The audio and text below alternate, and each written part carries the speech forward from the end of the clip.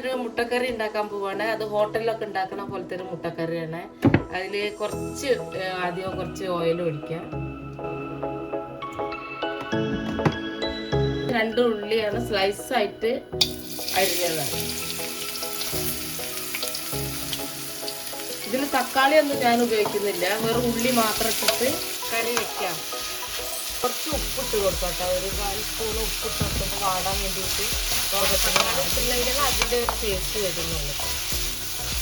ഉള്ളി കുറച്ച് വാടി വന്നിട്ടുണ്ട്. അപ്പോൾ നമുക്ക് അതിനൊരു എണ്ണ ഇല്ലാത്ത പോലെ ഇട്ട്, അപ്പോൾ നമുക്ക് കുറച്ചും കൂടി ആദ്യം കുറച്ച് എണ്ണ ഒഴിച്ചിട്ടുള്ളൂ. അപ്പോൾ അതിന് കുറച്ചൊന്ന് ഒഴിച്ചു കൊടുക്കുന്നുണ്ട്.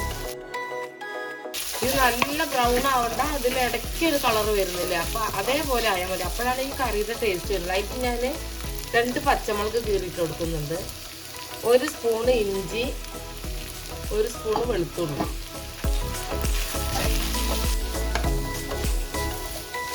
നമ്മളെ ഉള്ളിയെല്ലാം നല്ലോണം വാടി വന്നിട്ടുണ്ട്.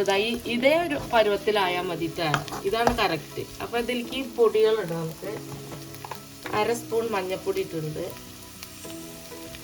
1.5 സ്പൂൺ കാശ്മീരി ചില്ലി പൗഡർ,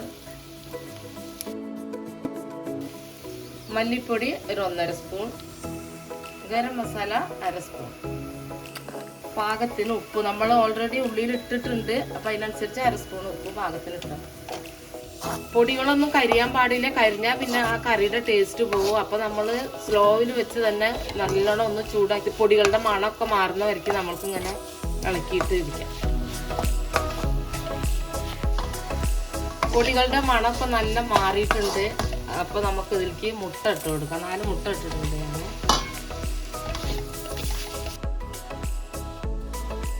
നമുക്കിതിൽ കുറച്ച് വെള്ളം ഒഴിച്ചു കൊടുക്കാം, പാകത്തിന് മതി. ഇത് അധികം ഗ്രേവി ഇല്ലാത്തതാണ്, നിങ്ങൾക്ക് വെള്ളത്തിനനുസരിച്ച് ഒഴിച്ചു കൊടുത്താൽ മതി.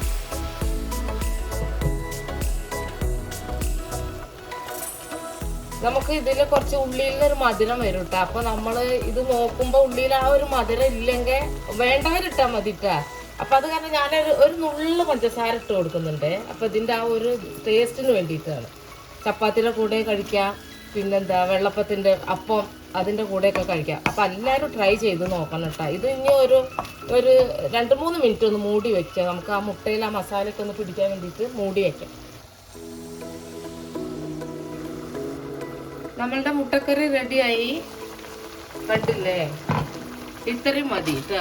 നിങ്ങൾക്ക് വെള്ളം വേണമെങ്കിൽ ആവശ്യത്തിന് ഒഴിക്കാം കേട്ടോ. ഇത്രയും മതി വെള്ളം, ഇത് കറക്റ്റ് ആവും, നമുക്ക് കഴിക്കാം. അപ്പോൾ മുട്ടക്കറി റെഡിയായി. ഇത് അധികം പണിയൊന്നുമില്ല കേട്ടോ, പെട്ടെന്ന് ഉണ്ടാക്കാൻ പറ്റുന്ന ഒരു കറിയാണ് നമുക്ക് മുട്ടക്കറി അല്ല. അപ്പോൾ എല്ലാവരും ഉണ്ടാക്കി നോക്കിയിട്ട് നമ്മളോട് കമൻറ്റിൽ എഴുതണം എങ്ങനെയുണ്ട് എന്താണെന്നൊക്കെ. ഓഫാക്കണേ.